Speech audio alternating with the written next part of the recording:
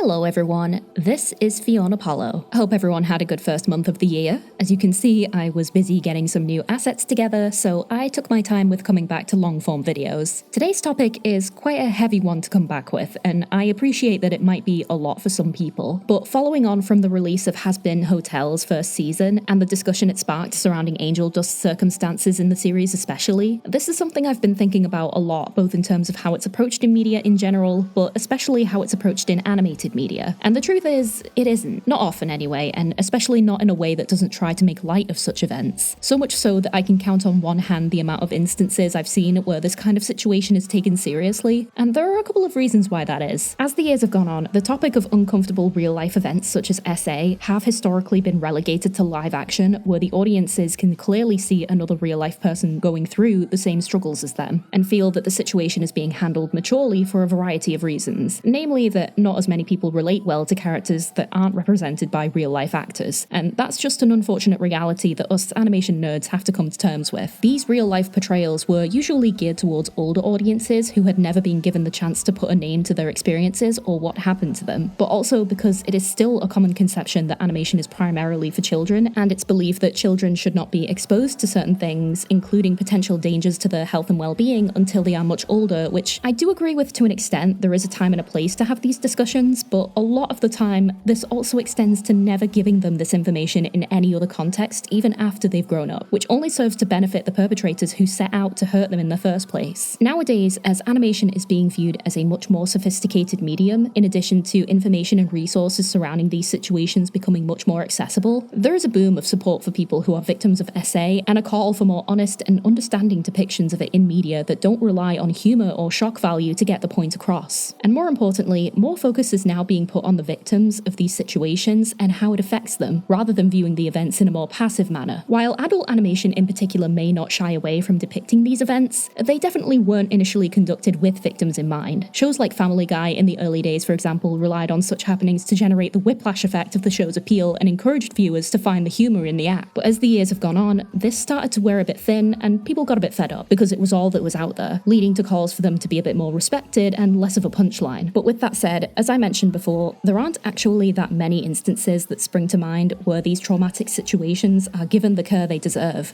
So today, I wanted to look at 3 different case studies revolving around adult animation that feature SA as a central plotline or narrative device, either in a single episode or throughout the series. I wanted to analyse the way in which these characters behave, what circumstances affect how the situation plays out, the way they react in the aftermath, and also discuss some real-life parallels and statistics which might help further clarify things to viewers. What we won't be doing with these case studies will be things like dictating whether they are realistic, whether the people involved are in the right or wrong, or anything like that, because that implies that there is a right and wrong way to be a victim of such traumatic events, and that simply is not the kind of message that I aim to put out with something like this. Trauma affects individuals in an incomprehensible amount of different ways, some of which may be the more obvious or discussed signs that people are used to hearing about, but some can also be messy, complicated, and extremely uncomfortable to witness. This is not a video for the faint of heart, so I suggest you proceed with caution or skip it entirely if you feel like it may be too overwhelming for you. This video will contain the following warnings shown on screen, and I will also be providing some resources such as Helplines and further reading in the description if you feel that you need it. And before we go any further, I want those of you to know that you are not alone. There will be people who understand or want to help you if they can, and that it's okay to not be okay. Recovery is not linear, and you don't owe anyone a palatable return to a perceived sense of normalcy. The main thing you should focus on is taking care of yourself as best you can. If you do understand all that and wish to continue, then I'm just going to go ahead and do the annoying YouTuber thing of asking you to like, comment, and subscribe if you like what I have to say.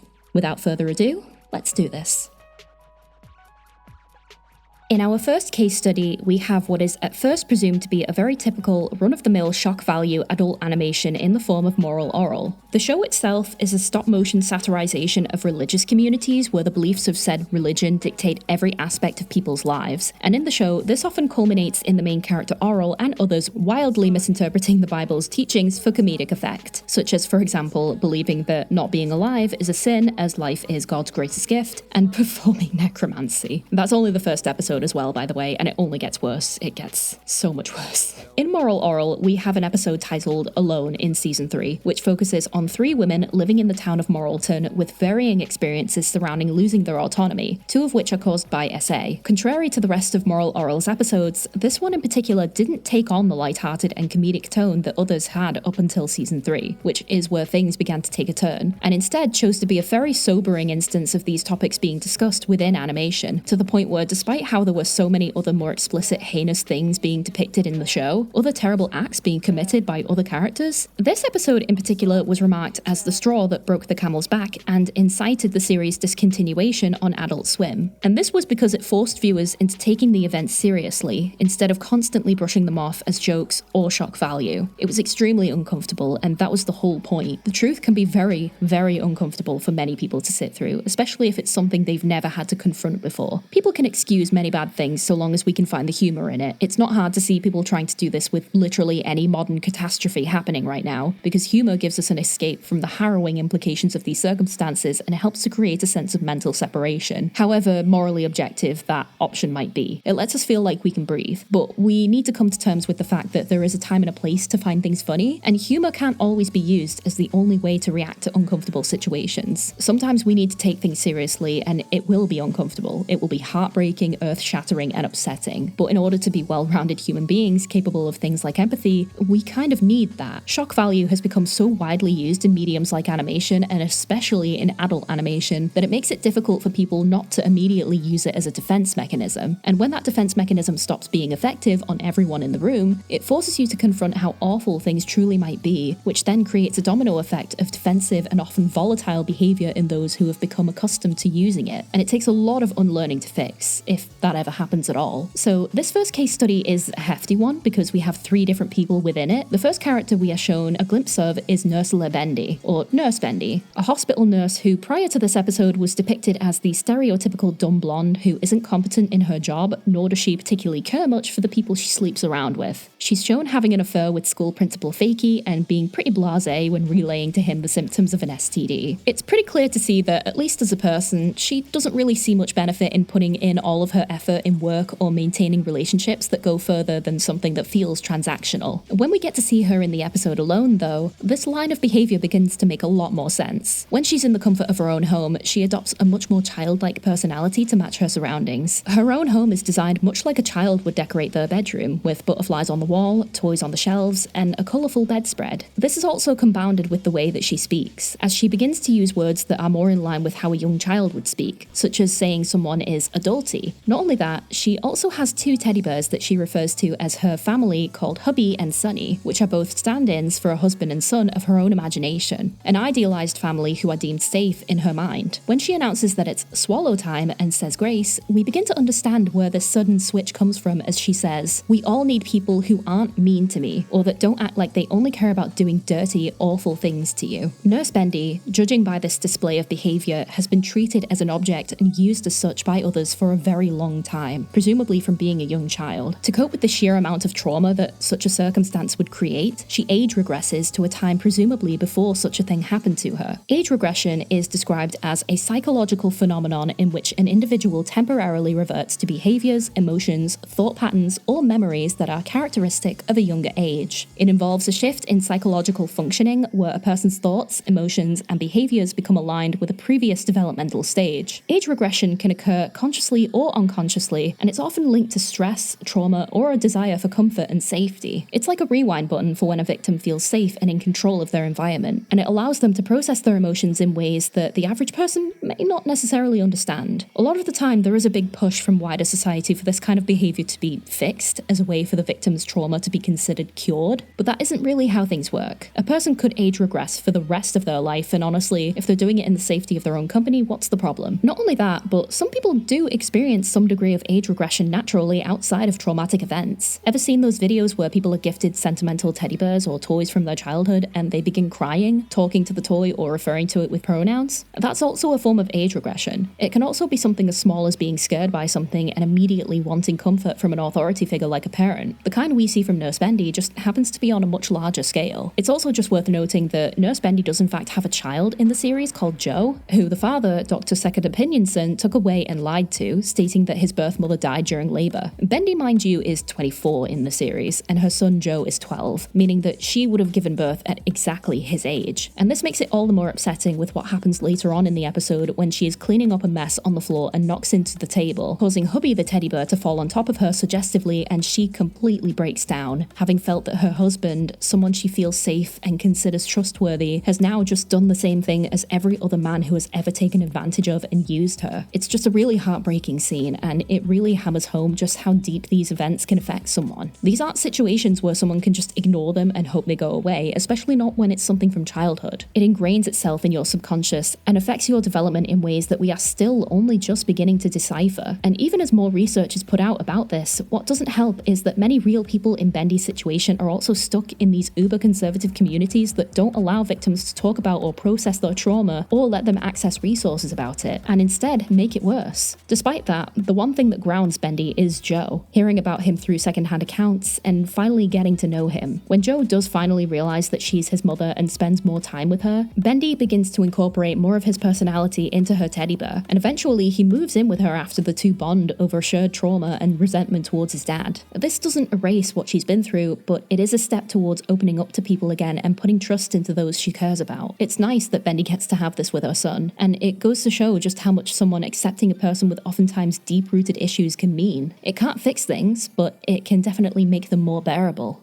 Speaking of communities, the next character shown in the episode is Agnes Sculptham, and this one is quite interesting because we have a few different things happening that all come together to paint a picture of Agnes's current mental state. Agnes in the show is very stoic, disinterested, and apathetic to everyone she speaks to, and it's also clear that she hates her job as a school teacher and has a penchant for manipulation. The first thing we notice is that she experiences severe obsessive-compulsive disorder when she continually switches on the light switch and tests out one of the two locks on her front door. So this is a big thing that happens with victims, especially in regards to preventative measures after a distressing event. Obsessive-compulsive disorder is a very strong combination of obsessive thoughts, which can repeatedly enter your mind and cause distress, disgust, or anxiety, and compulsive behaviors which correlate with said thoughts to help relieve them. It's a form of soothing for the mind, but this combination of thoughts and behaviors can become so severe that they interfere heavily with a person's day-to-day life. As she is doing this, the scene cuts to a blood-covered clothes hanger on the table in the kitchen, which indicates that Agnes is or was at one point pregnant and has very recently attempted to terminate the pregnancy. This is also reinforced when she bends it back into shape and takes an aspirin. We then cut to her looking at a portrait of her family tree, and this is juxtaposed with the radio announcing that Cecil Creepler, the person who SA'd her, has been killed in prison. And what's interesting about these two things is that we have an image of Cecil flashing on screen as the news is read out, who happens to look eerily similar to her grandfather. When we cut back to her later in that episode, it's described by the radio that she doggedly stalked the perpetrator for several weeks, heroically sacrificing her virginity along with her naturally blonde hair in order to finally apprehend the violent, brunette-chasing Romeo. And the word choice for how they describe both Creepler and Agnes really goes to show how religious communities in particular treat both perpetrators and victims. The radio host doesn't actually care to talk about how she sacrificed her safety or her mental well-being, but instead chose to focus on her purity and appearance, whereas Creepler is referred to as a Romeo. This is a major example of how male sexual violence is often excused and made light of, even in the worst scenarios. And it can start from a young age with phrases like boys will be boys or he hits you because he likes you. And it basically shows boys that they won't face consequences for the things they do to girls, who will instead be the ones punished for what transpires. This is also reinforced when a newspaper clip flashes on screen stating that the one thing in common with his victims is that they left their doors unlocked, pinning the blame on them and likely adding to Agnes's OCD in the aftermath. And then we finally come back to Agnes herself, who, after ripping all of the newspaper clippings off her bathroom mirror, is seeing Cecil in the reflection. And what's interesting is that she doesn't seem afraid of him. In fact, this is something that happens with many SA victims, wherein they will experience a form of attraction to the perpetrators and indulge in fantasies of their trauma as a way to cope with it. She likes the way her brunette hair looks, knowing that Cecil hates blondes, and envisions him shaking his head disapprovingly at the sound of a crying child, so she attempts to get rid of of it. What I have seen people mentioning about this scene is that because Cecil looks so similar to her grandfather, he must have done the same thing to her as a child, but personally I'm not too sure about this. It could go either way. Either her own grandfather also hurt her and now she craves validation in the only way she knows how, or she had a good relationship with him and seeks that same bond with a man who looks similar, and may possibly only view the loss of her autonomy as collateral. It's not really up to me to determine that though, so I'll leave that one alone. This portrayal really homes in on the complexities of victims' lingering feelings towards the individuals who wronged them, and how in an effort to escape the mental torment, sometimes it's easier to pretend or let yourself indulge in the scenario as a way to take back some form of bodily autonomy. Finally, our last character is Ms. Censordoll, who is a bit different compared to the other two. Rather than being essayed by a man, she experienced an oophorectomy at the hands of her own mother. This is a type of female genital mutilation that happens in religious communities especially, where they will try to create a truly virtuous individual by removing parts of the body that could entice them towards sinful temptation. It's a very barbaric practice that is performed primarily on infants, and while it has been condemned in most countries, it is still carried out in highly conservative religious areas. It's also a more drastic version of the typical female genital mutilation that is more widespread, where the outside parts are removed and only a small hole is left in order for the woman to become pregnant. It's almost always women who are subjected to these practices as well, and according to the World Health Organization, an estimated 3 million girls undergo some form of the procedure every year in Africa and parts of Asia. But it is worth noting that these practices do also occur in smaller numbers in places like the US and Europe. And this is especially interesting and shocking when you realise that Ms. Censordoll is only 40 years old, and yet she looks much older, which is due to a lack of estrogen production causing very early menopausal traits. Also, I don't know if the writers realised that they did this, but there seems to be, ironically, a parallel in this episode where the three unmarried women living in a heavily Christian town can be seen to represent the triple goddesses in neo-paganism, commonly referred to as the Maiden, Mother and Crone respectively. Because of this, Censordoll shows a clear disdain for children, referring to them as the devil's scabies, and has full belief of her own immaculateness and purity. But contrastingly, she also has a clear obsession with eggs, particularly fertilized eggs, and even goes as far as to offer her body to be looked at by the farmers she calls to obtain them. Censordoll is shown to be quite bitter, egotistical and self-righteous, constantly making plans to rule over Moralton, and isn't afraid to use less than righteous methods to do so. This all comes together to give the impression that she's bitter at the sense of choice being taken away from her. Even if she hates children, she was never truly given that choice to have them to begin with, to be able to reject it. But she also can't admit to that without resorting to weakness. So she appears to be in this odd state of, instead of trying to control her own rights to her body, she will attempt to control the town of Moralton instead. She laments to her mother that she did this to her, made the choice for her without any chance of input, and so she has no right to criticize her place. The most sincere and perhaps the saddest part of the episode in Miss Censordoll's case is that, as opposed to her dramatic outbursts and her god complex tendencies, she simply takes an egg, lays down on her bed,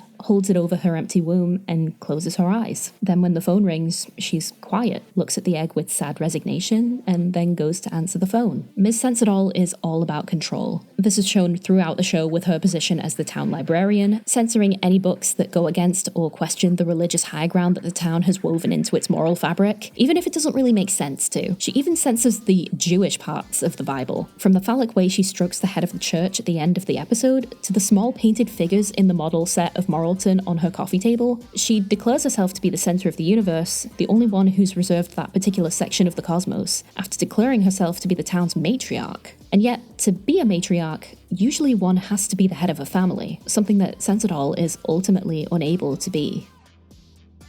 So the next case study I want to take a look at is Tuca and Bertie. Tuca and Bertie is a 2D animated show made by Lisa Hannawalt, who was also the producer of the wildly popular and acclaimed Netflix series BoJack Horseman, which should clue you into how certain themes and plotlines are approached in this series. Tuca and Bertie are two 30-year-old women with wildly different personalities navigating work, relationships, families, and other such real-world obstacles. What makes the show interesting is how it establishes the way in which the characters came to be this way. Tuca is a boisterous, extroverted party animal who knows what she wants and cares deeply for the people around her. Tuca is also a recovering alcoholic who is trying to work through this new development in her life, so as a result, she is being thrown into many situations that she initially feels equipped for, but quickly finds that without the influence of alcohol, she struggles immensely. Tuca also becomes very attached to the people she cares about due to losing her mother in a car crash at a young age. Her mother dies on the hospital operating table, causing Tuca to be hyper-independent and try to shrug off any any need to look after herself, especially if it involves doctors. But the character I actually want to focus on in this case study is Bertie, who is a nervous wreck, doesn't stand up for herself, is incredibly insecure, and extremely wary around men. And the whole reason for this is explored towards the end of season 1, where she opens up to Tuca about how she was a victim of assault as a child by an adult who she believed to be a trustworthy authority. Bertie had been training to swim to an island at the center of the Jelly Lakes, a summer camp she frequented at 12 years old, and in the lead-up bought herself a bright red swimsuit which this authority figure, a lifeguard at the lakes, took notice of and complimented. He then convinced her to follow him into the woods, where he proceeded to take advantage of her. In this situation, Bertie was a victim of power dynamics, as in her own words, she says, "He told me he wanted to show me something in the woods," which I thought was weird, but he was an adult, so I followed him. I trusted him, thought it was special. People in positions of authority who want to take advantage of others will often resort to manipulation tactics of complimenting them and making them feel important. And this is especially prominent and effective with younger people, young girls in particular who experience a lot of pressure to fit in and be liked by others. Bertie continually feels a sense of shame and shrinks away from any kind of attention following this event, good or bad, throughout her life, leading her to not believe she is capable or even deserving of things like a work promotion or the respect of someone she idolizes without there being some sort of catch. And what makes this even worse is that we also get glimpses in later episodes of how other people in her life reacted to what happened to her. Her parents, despite being aware of what happened at the Jelly Lakes, never spoke about it, according to Bertie. Her own mother in season 3, episode 6, referring to it just as unpleasantness, and instead urges her to speak to her school counselor, who is vastly too young and underqualified to help someone through that level of personal trauma. This really reflects how some people, while understandably they may feel under-equipped to help someone in the wake of such an event, instead of offering some form of comfort and space to process, Bertie's parents brushed it under the rug and treated it like a skeleton in the closet. In the same episode, it's revealed that her teenage friends called her a perv for telling them, and one even chastised her for messing with a boy before she got to. This also culminates in Bertie having very conflicting feelings towards her attraction to men. Bertie is an amateur baker at the beginning of the series, and becomes an apprentice under Pastry Pete, who is very, let's say, hands-on with his approach to teaching, and causes Bertie to be forced into physical situations such as being pushed over a bowl by the shoulders to smell what's being made inside. But this kind of behaviour then causes Bertie to fantasize about being with him, which she feels horrendously guilty for. And this becomes worse when a young girl called Dakota also becomes an apprentice at the bakery, and Pete repeats this action to her. This time though, Dakota pushes back and quits, but is upset to learn that Bertie experienced the same thing and didn't warn her. This is something that Bertie feels insanely guilty for, and only compounds her complicated attraction towards Pete. But on the flip side of this, she also arguably has one of the best boyfriends I've probably ever seen in fiction. Speckle is continuously kind and patient with Bertie in regards to her trauma, and they are both able to communicate their issues and needs with each other. Bertie even opens up about how she fantasized about Pastry Pete, and Speckle in kind accepts that this is a part of her.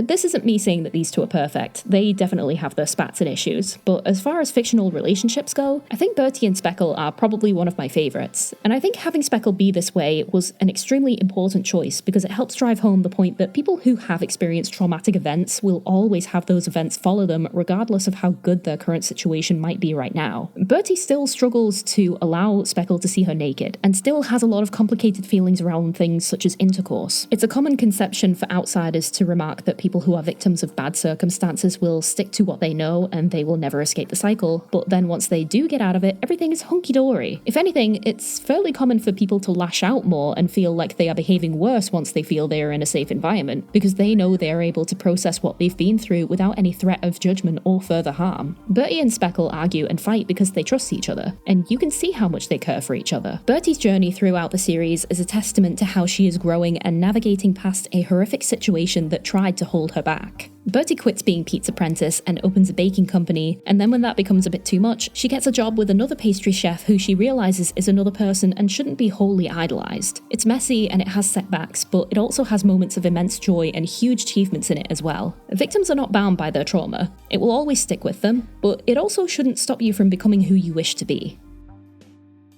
And our final case study for this topic also happens to be the newest property that we've talked about, and it also has a few other interesting things to discuss surrounding it that I want to go over before we get into it fully. Angel Dust is a character from the series Has Been Hotel, created by Vivziepop. Now, there is a lot to be said about Vivzie herself and the kind of atmosphere that she generates, and while that may not necessarily take anything away from the impact of this particular narrative she's decided to spotlight in her story, it would be neglectful to not mention that Vivzie doesn't have the best track record of being especially careful about certain themes or situations, be they real life or fiction. I don't want to go over Vivzie's controversies and continually flip-flop between whether I think they hold merit or not, because I personally don't think I'm competent enough to do so, which I think became pretty obvious from the last time I spoke about her, so I'll keep this brief and urge you to do some of your own digging. People in the animation world are very divided on how Vivzie approaches certain things, and many feel that this also reflects intently upon the characters and interactions she chooses to focus on in her creations, and I have to agree. There's also a lot to be mentioned about how she reacts to criticism, how many people have very conflicting accounts of her character. What also doesn't really give off the best impression is that later on in the series, we have another character being essayed and it's played for laughs, but Angel is the only one that gets to be sympathetic in that regard. I really don't like that personally, but that is just me. Getting back on track, this isn't a video about Vivziepop. There are plenty of videos going over controversies and actions done by her and the people around her that cover all of that better than I could. Despite anyone's, and especially my own, feelings on her, it would be pretty unfair to exclude this specific case study because it is a legitimate circumstance that occurs within the adult entertainment industry. Angel Dust is an adult actor stuck in a contract with a physically, emotionally, and sexually abusive figure looming over him. And despite Angel's attempts at reaching out to get away by becoming involved with the hotel, he is constantly knocked back and taken advantage of when he is brought back to work, with his abuser, Valentino, constantly piling on more and more pressure and putting Angel in consistently distressing situations under the guise of said work. This depiction is intended to be a commentary on the very harsh realities of adult entertainment,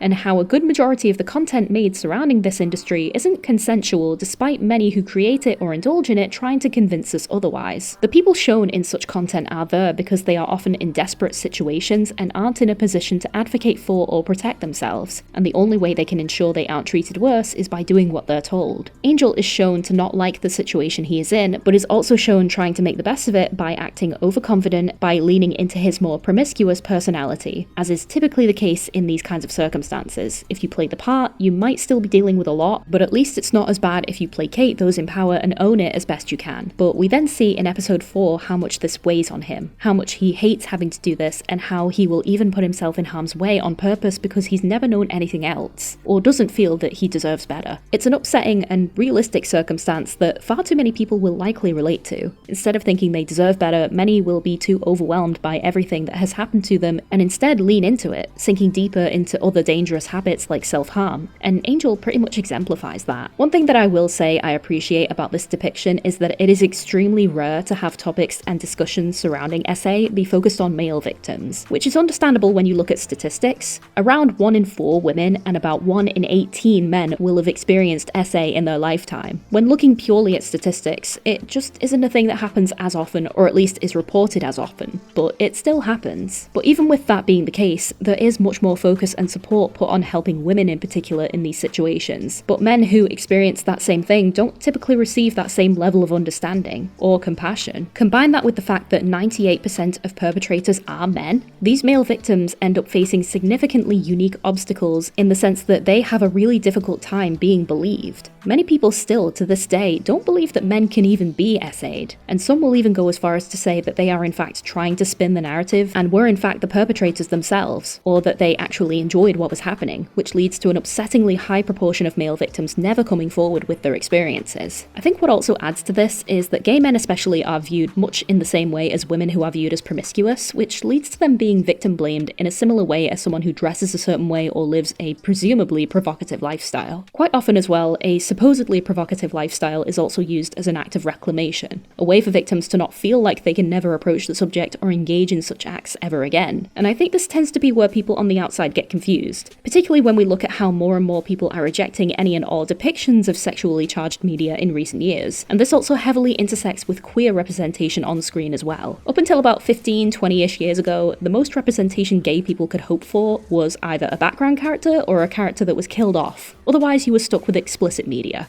As a result, as more queer people have advocated for themselves in recent times, more positive and light-hearted portrayals of queer characters are now at the forefront in general media. But this also has created a bit of a double-edged sword, where younger queer people in particular will want these depictions to be as palatable and sanitized as possible, which in itself can be viewed as an erasure of queer identities and stories, because the sad reality is that a lot of queer identities were forged in being hurt and wronged and damaged, and to try and erase that only helps those who want our experiences to be swept under the rug and forgotten about. Angel's story and the reaction to it feels very much like a testament to this, and that's why I can't really bring myself to agree with people who claim that Angel's suffering is being fetishized for the viewer's gratification. I'll be completely honest with you and say that we cannot control how different individuals view the same thing. Victims who see Angel's portrayal may feel solidarity, someone who is unfamiliar with such a circumstance might find it uncomfortable to watch, and someone who finds Angel attractive might find some sense of gratification in it. All three of these instances are capable of happening at the same time, and we can't really control or dictate which ones we think are good or bad. They just are what they are, and they are all going to happen. Angel's depiction comes with a bit of a conundrum. Even if Vivzy and others involved on the show wrote his trauma in a way that can be fetishized, should that be grounds to write it off completely? Or does the depiction alone outside of external factors still hold merit to those who empathize with his situation? There are many sex workers and the like who probably relate to what he's going through, but those who have never experienced it themselves don't really comprehend the emotional and mental turmoil that comes with it. It's an odd one for sure. Ultimately, the topic of SA in media, not just animated, still has a long way to go, and there are so many renditions of it that haven't been touched yet and likely won't be for a long time because of the severity of the topic and the restrictions in place when it comes to what certain networks and platforms are willing to allow. I'm not going to lie and say that isn't frustrating, but then there's also that rock and hard place scenario of certain moral dilemmas. For example, do we make these kinds of stories more widespread and accessible? And by extension, do we risk the opportunity for perpetrators to see these stories knowing full well they don't care about what happens to the victims in them and instead focus on their own gratification? And by extension, also risk triggering other victims for whom the experience may still be extremely visceral and raw